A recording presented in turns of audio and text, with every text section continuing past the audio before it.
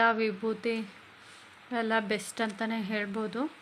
ಅದು ಶೈನಿಂಗ್ ಬರುತ್ತೆ, ಹಾಗೆ ಕ್ಲೀನು ಕೂಡ ಆಗುತ್ತೆ ಬೆಳ್ಳಿ ಐಟಮ್ಗಳು. ದೇವ್ರ ಪೂಜೆ ಮಾಡಿದ್ರೆ ಏನೋ ಒಂಥರ ನೆಮ್ಮದಿ ಮನಸ್ಸಿಗೆ.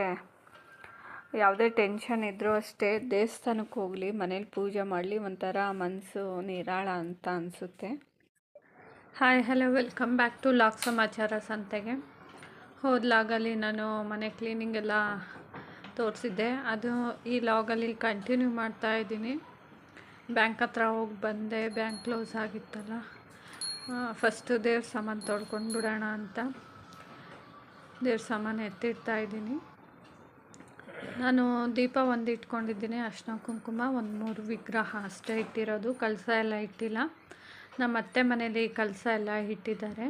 ನಾನು ನಮ್ಮ ಮನೇಲಿ ದೇವ್ರ ಮನೆ ಸುಮ್ಮನೆ ಖಾಲಿ ಬಿಡಬಾರ್ದು ಅಂತ ಇಟ್ಟಿದ್ದೀನಿ. ಅದ್ರ ಜೊತೆಗೆ ನಾವು ಫೋಟೋ ಮನೆ ದೇವ್ರದ್ದು ಮಾಡಿಸಿದ್ವಿ, ಅದನ್ನು ಇಟ್ಕೊಂಡಿದ್ದೀನಿ.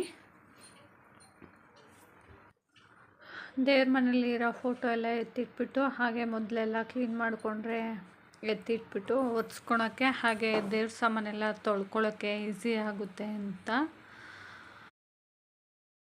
ಈಗ ನಾನು ನೆಕ್ಸ್ಟು ದೇವ್ರ ಸಾಮಾನು ತೊಳ್ಕೊತೀನಿ. ಅದಾದಮೇಲೆ ಫೋಟೋ ಎಲ್ಲ ಕುಂಕುಮ ಇಟ್ಟು ರೆಡಿ ಮಾಡ್ಕೊಳೋಣ ಅಂತ. ನಾನು ಮೊದಲು ಕಾಮಾಕ್ಷಿ ದೀಪನೇ ಇಟ್ಟಿದ್ದು, ಮಧ್ಯ ತೆಗೆದ್ಬಿಟ್ಟು 2 ದೀಪ ಇಟ್ಟಿದ್ದೆ, ಮತ್ತು ಬೇಡ ಅಂತ ತೆಗೆದ್ಬಿಟ್ಟು ಒಂದು ಕಾಮಾಕ್ಷಿ ದೀಪ ಇಟ್ಟಿದ್ದೀನಿ. ದೇವ್ರ ಮನೆ ಬಟ್ಟೆನ ನಾನು ನೀಟಾಗಿ ಸಿಂಕೆಲ್ಲ ಪಾತ್ರೆ ಎಲ್ಲ ತೊಳ್ಕೊಂಡಿದ್ದೀನಲ್ಲ, ಕ್ಲೀನಾಗಿದೆ ಅಂತ ಅಲ್ಲೇ ದೇವ್ರ ಮನೆ ಬಟ್ಟೆನ ವಾಶ್ ಮಾಡ್ಕೋತಾ ಇದ್ದೀನಿ. ನಾನು ದೇವ್ರ ಮನೆ ಒರ್ಸೋಕ್ಕೊಂದು, ಫೋಟೋ ಒರ್ಸೋಕ್ಕೊಂದು, ಆ ಥರ ಬೇರೆ ಬೇರೆ ಬಟ್ಟೆಗಳನ್ನ ಇಟ್ಕೊಂಡಿದ್ದೀನಿ. ಹಾಗೆ ನಾನು ಪೇಸ್ಟು ನನ್ನ ಮಗಂದಿತ್ತು, ಅದು ಯೂಸ್ ಮಾಡ್ತಿರ್ಲಿಲ್ಲ, ಅದು ತೊಗೊಂಡಿದ್ದೀನಿ. ಹಾಗೆ ದೇವ್ರ ವಿಗ್ರಹನ ಕ್ಲೀನ್ ಮಾಡೋಕ್ಕೆ ಅಂತ ನಾನು ಬೇರೆಯೇ ಒಂದು ಬ್ರಷ್ ಇಟ್ಕೊಂಡಿದ್ದೀನಿ. ಈಗ ನಾನು ಕುಂಕುಮದ ಭರಣಿ ಎಲ್ಲ ಕ್ಲೀನ್ ಮಾಡಿಕೊಂಡು ನೆಕ್ಸ್ಟು ದೇವ್ರ ವಿಗ್ರಹನ ಪೇಸ್ಟ್ ಹಾಕ್ಕೊಂಡು ಕ್ಲೀನ್ ಮಾಡ್ಕೋತಾ ಇದ್ದೀನಿ. ಪೇಸ್ಟು ಇಲ್ಲ ವಿಭೂತಿ ಎಲ್ಲ ಬೆಸ್ಟ್ ಅಂತಲೇ ಹೇಳ್ಬೋದು. ಅದು ಶೈನಿಂಗ್ ಬರುತ್ತೆ, ಹಾಗೆ ಕ್ಲೀನು ಕೂಡ ಆಗುತ್ತೆ ಬೆಳ್ಳಿ ಐಟಮ್ಗಳು. ನಾನು ಮೊದಲೆಲ್ಲ ಪೀತಾಂಬರಿ ಬಳಸ್ತಿದ್ದೆ, ಅದರಿಂದ ನನಗೆ ಕೈ ಸ್ವಲ್ಪ ರಫ್ ಅಂತ ಅನ್ನಿಸ್ತಿತ್ತು.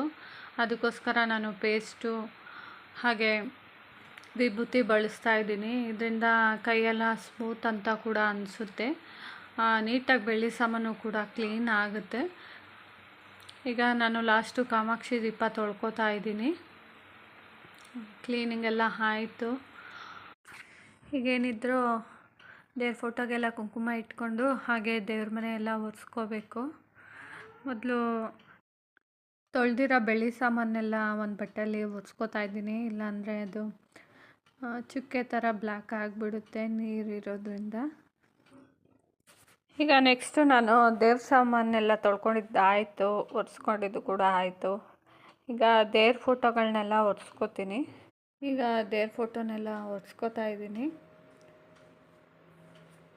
ನಾನು ಇಟ್ಟಿರೋದು 3 ಫೋಟೋ, ಒಂದು ಕರಗುಚ್ಚಮ್ಮ ದೇವ್ರದ್ದು, ಹಾಗೆ ಬೆಟ್ಟದ ರಂಗನಾಥ ದೇವ್ರದ್ದು, ಹಾಗೆ ಜಲಗೆರೆ ಮಾಟಿಲಕ್ಕಮ್ಮ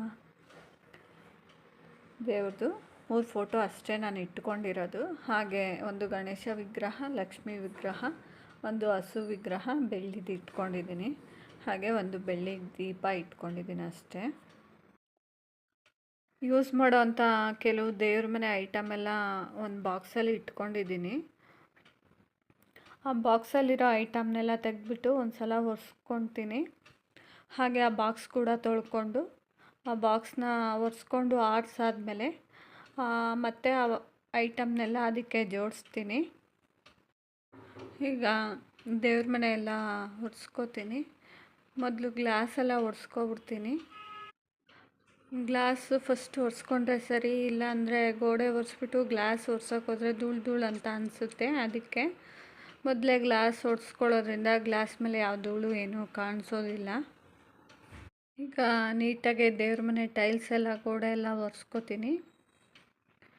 ಈಗ ಟೈಲ್ಸ್ ಗೋಡೆ ಎಲ್ಲ ಒರೆಸ್ಕೊಂಡಾಯಿತು. ಈಗ ದೇವ್ರ ಮನೆ ನೆಲ ಎಲ್ಲ ಒರೆಸ್ಕೋತೀನಿ, 2 ಸಲ ಒರೆಸ್ಕೋತೀನಿ. ಈಗ ದೇವ್ರ ಫೋಟೋಗೆಲ್ಲ ನಾನು ಕುಂಕುಮ ಇಟ್ಕೋತೀನಿ. ಫಸ್ಟು ಗಂಧ ಇಟ್ಬಿಟ್ಟು ಆಮೇಲೆ ಅರಿಶಿನ ಇಟ್ಬಿಟ್ಟು ಆಮೇಲೆ ನಾನು ಕುಂಕುಮ ಇಡೋದು. ಈಗ ಗಂಧ ಇಟ್ಟಿದ್ದಾಯಿತು ಎಲ್ಲ ಫೋಟೋಗೆ. ಈಗ ಅರಿಶಿನ ಇಡ್ತಾಯಿದ್ದೀನಿ.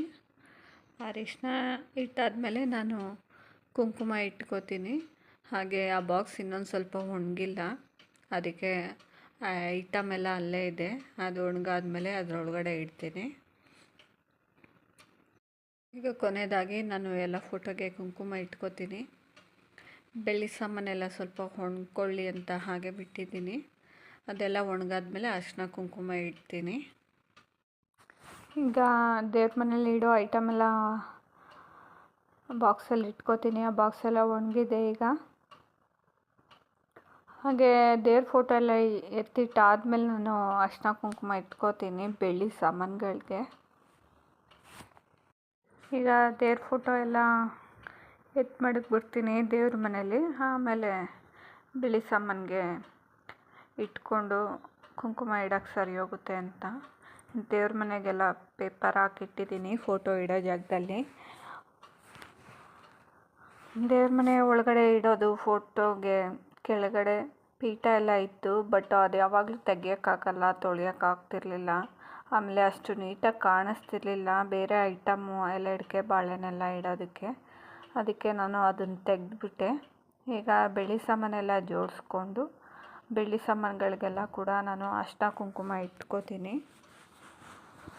ದೇವ್ರ ಮನೇಲಿ ಬಟ್ಟೆ ಕೂಡ ಹಾಕ್ಬಿಟ್ಟು ಫೋಟೋ ಇಡ್ಬೋದು. ನಾನು ನ್ಯೂಸ್ ಪೇಪರೇ ಇಟ್ಬಿಟ್ಟು ದೇವ್ರ ಫೋಟೋನ ಇಡ್ತೀನಿ.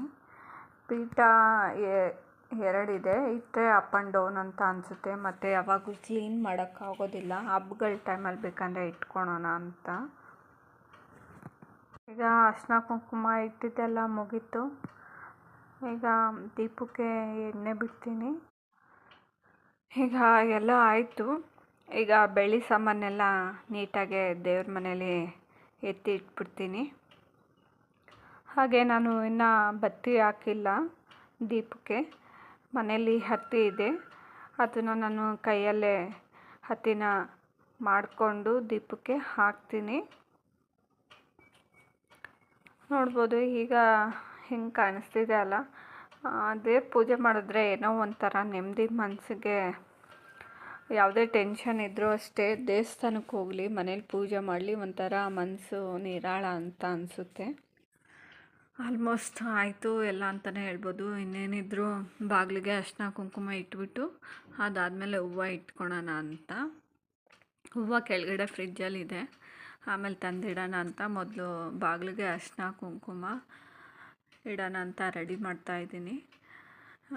ಗಂಧ ತೊಗೊಂಡಿದ್ದೆ, ಗಂಧ ಹಚ್ಚಿದ್ರೆ ವೈಟಿಗೆ ಆಗುತ್ತೆ ಅಂತ ಗಂಧ ಬೇಡ, ಬರೀ ಅರಿಶಿನ ಕುಂಕುಮ ಇಟ್ಕೊಳೋಣ ಅಂತ ಅಂದ್ಕೊಂಡೆ. ನನ್ನ ಮಗ ಆಗಲೇ ಸ್ಕೂಲಿಂದ ಬಂದುಬಿಟ್ಟಿದ್ದ, ಅರ್ಧ ದೇವ್ರ ಸಾಮಾನು ತೊಳೆದಾಗಲೇ ಬಂದು ತೀಟೆ ಮಾಡ್ತಿದ್ದ. ಹಾಗೂ ಬೇಗ ಎಲ್ಲ ಎತ್ತಿಟ್ಟಿದ್ದೆ. ನಾನು ಬ್ಯಾಂಕ್ ಹತ್ರ ಹೋಗಿ ಬರಲಿಲ್ಲ ಅಂದರೆ ಅಷ್ಟೊತ್ಕೊಂಡು ಬರೋಷ್ಟರಲ್ಲಿ ಕೆಲಸ ಎಲ್ಲ ಮುಗಿಸ್ಕೋತಿದ್ದೆ. ಅವನು ಏನು ಮಾಡ್ತಾನೆ ಅಂದರೆ ನನಗೆ ಕೆಲಸ ಮಾಡೋಕ್ಕೆ ಬಿಡೋದಿಲ್ಲ. ನಾನು ಅಲ್ಲಿ ತೊಳಿತಾರೆ ಇಲ್ಲೆಲ್ಲ ಎತ್ತಿಡೋದು, ದೇವ್ರ ಮನೆಗೆ ಹೋಗೆಲ್ಲ ಅಂಡ್ಬಿಡೋದು, ಆ ಥರ ಮಾಡೋದು ಜಾಸ್ತಿ ನನ್ನ ಮಗ.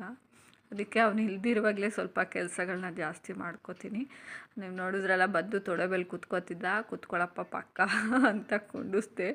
ಅಲ್ಲಿ ಇಲ್ಲಿ ನೋಡ್ಕೊಂಡು ಕುಂತಿದ್ದಾನೆ. ಅರಿಶಿನ ಕುಂಕುಮ ಇಟ್ಕೊತೀನಿ. ಅರಿಶಿನ ಕುಂಕುಮ ಇಟ್ಕೊಂಡಾದ್ಮೇಲೆ ರಂಗೋಲಿ ಕೂಡ ಬಾಗಿಲಿಗೆ ಬಿಟ್ಕೋತೀನಿ. ನನ್ನ ಮಗ ಏನು ಮಾಡ್ತಾನೆ ಅಂದರೆ ರಂಗೋಲಿ ಬಿಟ್ಟರೆ 5 ನಿಮಿಷನೂ ಇರೋಕ್ಕೆ ಬಿಡೋದಿಲ್ಲ. ರಂಗೋಲಿ ಎಲ್ಲ ಕೈನಲ್ಲೇ ಒರೆಸ್ಬಿಡ್ತಾನೆ. ಕುಂಕುಮನೂ ಇಷ್ಟೇ, ಜಾಸ್ತಿ ದಿವಸ ಇರೋಕ್ಕೆ ಬಿಡೋದಿಲ್ಲ ಅವನು. ಹಿಂಗೆ ರಬ್ ಮಾಡೋದು, ಆ ಕುಂಕುಮನ ಇಟ್ಕೊಳೋದು ಹಣೆಗೆ, ಆ ಥರ ಎಲ್ಲ ಮಾಡ್ತಾನೆ. ಸ್ವಲ್ಪ ಕೆಲಸ ಇದೆ, ಅದೆಲ್ಲ ಬೇಗ ಮುಗಿಸಿದ ತಕ್ಷಣ ನಾನು ಅವನಿಗೆ ಊಟ ಮಾಡಿಸ್ಬೇಕು. ಊಟ ಮಾಡಿದ ತಕ್ಷಣ ಅವನು ಮಲ್ಕೊತಾನೆ, ಯಾಕಂದರೆ ಸ್ಕೂಲಿಂದ ಬಂದಿದ್ದಾನಲ್ಲ. ಊಟ ಮಾಡಿದ ತಕ್ಷಣ ಮಲ್ಕೊಂಬಿಡ್ತಾನೆ ಅವನು. ಮೊದಲಾಗಿರೋ ಹಠ ಮಾಡ್ತಿದ್ದ, ಟೈಮಿಗೆ ಕರೆಕ್ಟಾಗಿ ಮಲ್ಕೋತಿರ್ಲಿಲ್ಲ. ಯಾವಾಗಂದ್ರೆ ಅವಾಗ ಮಲ್ಕೋತಿದ್ದ, ಯಾವಾಗಂದ್ರೆ ಅವಾಗ ಎದ್ದೇಳ್ತಿದ್ದ. ಇವಾಗ ರೂಢಿ ಆಗ್ಬಿಟ್ಟೈತೆ ಅವನಿಗೆ. ಬೆಳಿಗ್ಗೆ ಸ್ಕೂಲ್ಗೆ ಹೋಗೋದು, ಮಧ್ಯಾಹ್ನ ಮಲ್ಕೊಳ್ಳೋದು, ಸಾಯಂಕಾಲ ಆಟ ಆಡೋದು. ನೋಡ್ಬೋದು ಎಲ್ಲ ರಂಗೋಲಿ ಅರಿಶಿನ ಕುಂಕುಮ ಇಟ್ಟಾದಮೇಲೆ ಎಷ್ಟು ಚೆನ್ನಾಗಿ ಕಾಣಿಸ್ತಿದೆ ಅಲ್ವಾ ಬಾಗಿಲು. ಈಗ ಕೊನೆಯದಾಗಿ ನಾನು ಹೂವು ಎಲ್ಲ ಇಟ್ಕೋತಾ ಇದ್ದೀನಿ. ಆಲ್ರೆಡಿ 1:15 1:30 ಆಗಿದೆ. ಸಾಯಂಕಾಲಕ್ಕೆ ಪೂಜೆ ಮಾಡೋಣ ಅಂತ, ಯಾಕಂದರೆ ಇಷ್ಟೊತ್ತಿನಲ್ಲಿ ಬೇಡ ಪೂಜೆ ಮಾಡೋದು, ಮಧ್ಯಾಹ್ನ ಟೈಮು ಅಂತ. ನನ್ನ ಮಗನಿಗೆ ಊಟ ಮಾಡಿಸಿ ಮಲಗಿಸಿ ಎದ್ದಾಯಿತು. ಈಗ ಅವನಿಗೆ ಹಾಲು ಕೊಡ್ತಾಯಿದ್ದೀನಿ ಕುಡಿಯೋಕ್ಕೆ. ಆಗಲೇ ಫೋನ್ ಹಿಡ್ಕೊಂಡು ಕುಂತಿದ್ದಾನೆ, ಫೋನ್ ನೋಡ್ತಾ ಇದ್ದಾನೆ. ಹಾಲು ಕುಡಿ ಅಂದರೆ ಕುಡಿತಾ ಇಲ್ಲ. ಈಗ ಕುಡಿಸ್ಬಿಟ್ಟು ಅವನಿಗೆ ಬೇರೆ ಬಟ್ಟೆ ಏನು ಬೇಡ, ಮಧ್ಯಾಹ್ನ ಬಂದಮೇಲೆ ಚೇಂಜ್ ಮಾಡಿರೋದು. ನಾನು ಗಂಗಮ್ಮ ಮಾಡೋಕ್ಕೆ ತೊಗೊಂಡಿದ್ವಲ್ಲ ಪೂಜೆ, ಆ ಸ್ಯಾರಿ ಹಾಕ್ಕೊಳ್ಳೋಣ ಅಂತ. ಯಾವಾಗೋ ಇನ್ನು ಉಟ್ಕೊಳ್ಳೋದು ಗೊತ್ತಿಲ್ಲ, ಅದಕ್ಕೋಸ್ಕರ ಒಂದು ಸಲ ಎತ್ತಿಡೋಣ ಅಂತ.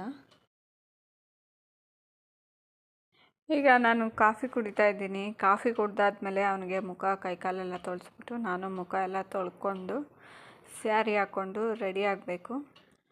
ಕೆಲಸ ಮಾಡ್ತಾಯಿದ್ರೆ ಟೈಮ್ ಹೋಗೋದೇ ಗೊತ್ತಾಗಲ್ಲ, ಟೈಮ್ ಆಗಿಬಿಡುತ್ತೆ. ನಮ್ಮ ಹಸ್ಬೆಂಡು ಪೂಜೆ ಮಾಡ್ತಾಯಿದ್ದಾರೆ. ಅವರು ಮೊದಲು ನಾವು ಅಣ್ಣಮ್ಮ ಕುಣಿಸಿದಾರಲ್ಲ, ಅಲ್ಲಿ ಪೂಜೆ ಸಾಮಾನು ತೊಗೊಂಡಿದ್ದೀವಿ. ಅಲ್ಲಿ ಪೂಜೆ ಮಾಡಿಸ್ಬಿಟ್ಟು ಆಮೇಲೆ ಆಂಜನೇಯನ ದೇವಸ್ಥಾನಕ್ಕೆ ಹೋಗ್ಬಿಟ್ಟು ಅಲ್ಲಿ ಲಕ್ಷ್ಮೀ ದೇವಸ್ಥಾನಕ್ಕೆ ಹೋಗ್ಬಿಟ್ಟು ಹಾಗೆ ಕೇಳ್ಕೊಬರ್ಬೇಕು ಸತ್ಯನಾರಾಯಣ ಪೂಜೆಗೆ.